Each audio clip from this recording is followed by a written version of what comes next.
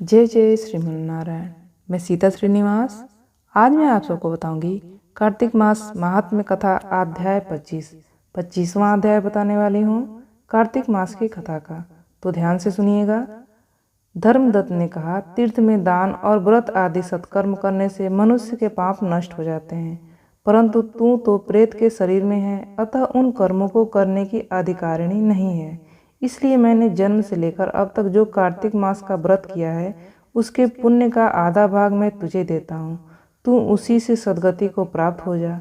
इस प्रकार कहकर धर्मदत्त ने 12 मंत्र का श्रवण कराते हुए तुलसी मिश्रित जल से ज्यों ही उसका अभिषेक किया, त्यों ही वह प्रेत योनि से मुक्त हो प्रज्वलित अग्निशिखा के समान तेजस्विनी एवं दिव्य रूप धारणी देवी हो गई और सौंदर्य में लक्ष्मी जी की समानता करने लगी।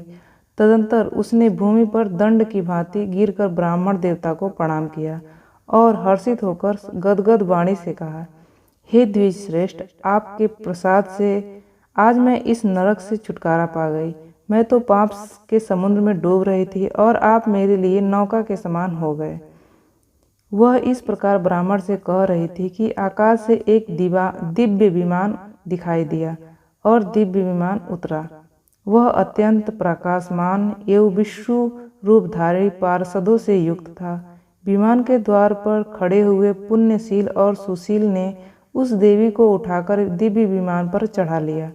तब धर्मदत्त ने बड़े आश्चर्य के साथ उस विमान को देखा और विष्णु रूपधारी पार्षदों को देखकर साष्टांग प्रणाम किया। पुण्यशील और सुशील ने प्रणाम करने वाले ब्राह्मण को उठाया और उसकी सराहना करते हुए कहा, हे द्विजश्रेष्ठ, तुम्हें साधुवाद है, क्योंकि तुम सदैव भगवान विष्णु के भजन में तत्पर रहते हो, दीनों पर दया करते हो, सर्वज्ञ हो तथा भगवान विष्णु के व्रत का पालन करते हो।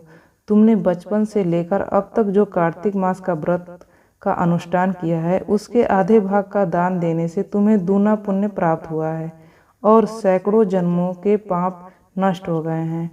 अब यह वैकुंठ धाम में ले जाई जा रही है। तुम भी इस जन्म के अंत में अपनी दोनों स्त्रियों के साथ भगवान विष्णु के वैकुंठ धाम में जाओगे और मुक्ति प्राप्त करोगे। धर्मदत्त, जिन्होंने तुम्हारे समान भक्ति पूर्वक भगवान विष्णु की आराधना की है, वे धन्य और कृत हैं।